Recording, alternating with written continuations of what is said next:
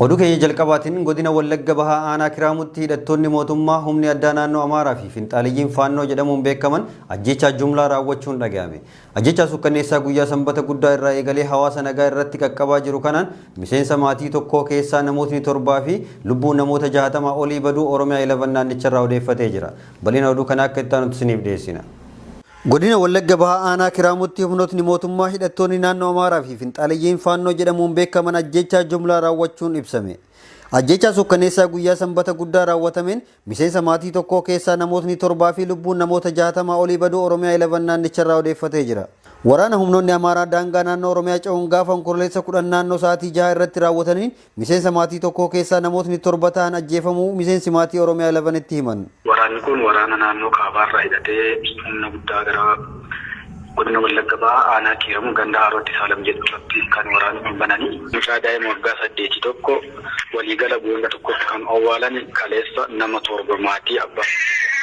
Jiraatan Oromiyaa 11 dubbise abbaa fi haadha isaa dabalatee namootni miseensa maatii isaa 7 haala suukanneessaa ta'een qaamni kun ajjeesuu miira gaddaatiin ibse yeroo ammaatti naannichatti haalli jiru baay'ee ulfaataa ta'uu fi naannoo biraatti ugguramanii jiraachuu dubbatan. Kana malees namoota ajjeefaman kun saala umriidhaan osoo addaan hin baafamin Oromoo ta'uu isaanii qofaaf kan ajjeefamanii fi miseensa maatii isaanii keessaa daa'imni waggaa 8 fi dubartiin umrii 18 jiraachuu dubbatanii namootni kun boolla tokkotti awwaalamuus ibsanii jiran. Humnoonni Finxaaliyyii naannoo Amaaraa irraa bobbaafaman kun uummata naannichaa irratti yakka ajjeechaa heddumina ta'uu danda'u erga raawwatanii booda ifatti alaabaa naannoo Amaaraa fannisanii jiraachuus ibsamee jira. Itti dabaluunis jiraatan Oromiyaa 11 odeeffate akka jedhetti ajjeechaan kun hanga ammaatti itti fufee jiraachuu fi yoo xiqqaate namootni 70 ol ajjeefamuus ibsee jira.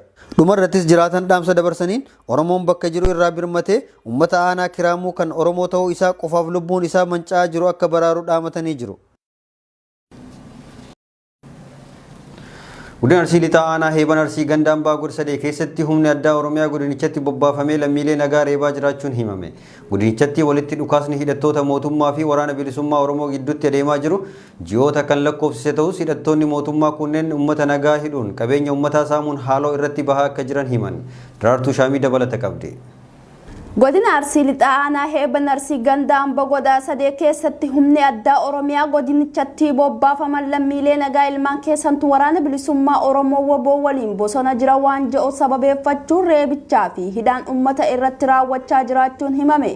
Akka jiraattonni Oromiyaa 11tti himanitti aanaa Heeban Arsii kana keessatti walitti dhukaasni hidhattoota mootummaa fi waraana bilisummaa Oromoo WBO jidduutti deemaa jiru ji'oota kan lakkoofsise ta'us hidhattoonni mootummaa kunneen deeggarsa keessanii WBO'n as qubatte jechuun uummata nagaa irraa haloo ba'aa akka jirantu himame.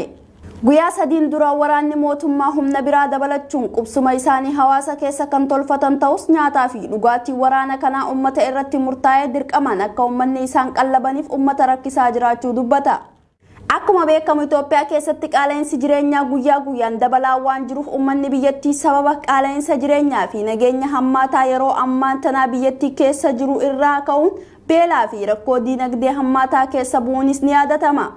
Haa ta'u malee waraanni mootummaa kun uummata ifiifuu waan nyaataa fi dhugaatii hin qabne dirqamaan nyaataa fi dhugaatii isaanii uummata irra godhachuun rakkisaa jiraachuu bira dabree namoota guyyaa tartiiba isaanii sa'a dabarsee maallaqaan adabuu fi hidhuun kan dararaa jiranidha.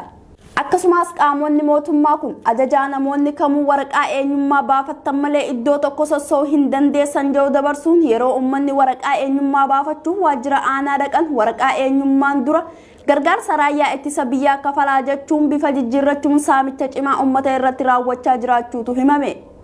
Hawaasni baay'ee goolamaa jira, rukutamaa jira, reebamaa jira. Mattaawqaan baafadhaa itti hodhatti mattaawqaan qaraan qarshii 20 qarshii 100 qarshii 50 koppoonni raayyaa ittisa biyyaatiif bittaa hin jedhanii.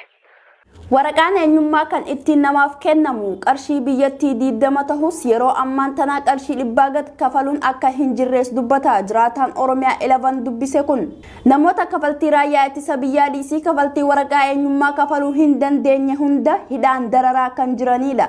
Walumaa galatti dararaan qaamota mootummaatiin raawwatamu guyyaa guyyaan nutti cimees jiraas ja'a. Waraanni bilisummaa Oromoo zoonii bahaa fi zoonii lixaa humnoota mootummaa irratti tarkaanfii fudhachuun himame. Waraanni bilisummaa Oromoo Harargee lixaa aanaa Mi'eessoo, Wallagga bahaa aanaa Bilaa, Nunnuqumbaa fi aanaa Sibuu Sireetti tarkaanfii laalleessaa fudhachuun gabaafame. Roobdee Sabsib guutuu oduu kana akka itti aanutti isiniif dhiyeessiti. Waraanni bilisummaa Oromoo waboon tarkaanfiiwwan humnoota biltsiginnaa irratti fudhatu jabeessee itti fufuun dhagahame. Sochii waraana bilisummaa Oromoo lixa kibbaa fi giddugala Oromiyaatti daanga'ee ture kaabaa fi ba'aa Oromiyaattis babal'ataa jiraachuu OMN gabaasee jira.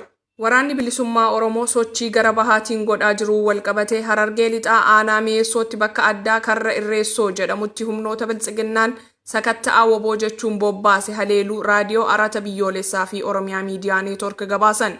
Tarkaanfii kana ilaallatee gabaasa Oromiyaa Miidiyaa Neetwork baaseen aanaa Mi'eessoo waraanni jiraachuu eeruun humnoota mootummaa irratti kisaaraa guddaa qaqqabuu maddeen waraana bilisummaa waabeeffachuun gabaaseera. Tarkaanfii guyyaa dilbataa waboon zoonii bahaa aanaa Mi'eessootti fudhateen waraana kanaan miseensonni waraana biltsiginnaa ajjeefamuu akkasumas waboon meeshaalee waraanaa booji'uu maddeen waabeeffachuun OMN dubbisiiseera.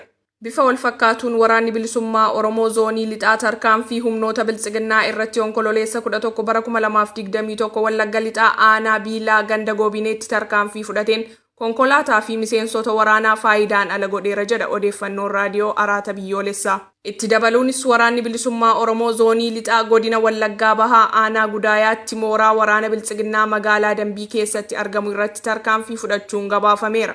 Bifa wal fakkaatuun waraanni bilisummaa Oromoo mooraa waraana biltsiginnaa Wallagga bahaa aanaa Sibuu Siree fi Nunnuqumbaatti tarkaanfii fudhachuutu himame. Miidhaa waraanni bilisummaa Oromoo qaqqabsiise ilaalchisuun deebiin gama biltsiginnaan hanga ammaatti kenname hin jiru.